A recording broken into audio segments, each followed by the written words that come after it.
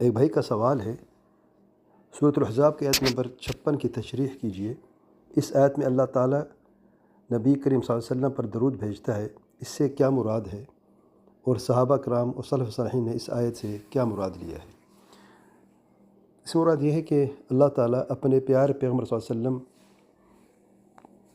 کی تعریف فرماتا ہے ملأ اعلیٰ یعنی فرشتوں میں، اور امام ابن کثیر رحمہ اللہ نے تفسیر میں امام بخاری کا قول بیان کیا ہے کہ ابو العالیہ نے کہا ہے کہ اللہ تعالیٰ کی صلاۃ یعنی درود آپ صلی اللہ علیہ وسلم پر ثناء علیہ عند الملائکہ، کہ اللہ تعالیٰ فرشتوں میں اپنے پیارے پیغمبر صلی اللہ علیہ وسلم کی تعریف بیان کرتا ہے، اور جو فرشتوں کی صلاۃ اور درود ہے اس سے مراد دعا ہے۔ ویسے عبداللہ بن عباس فرماتے ہیں کہ برکت کی دعا کرتے ہیں۔ اسی طریقے سے امام بخاری نے تعلیقاً بیان کیا ہے۔ واللہ اعلم۔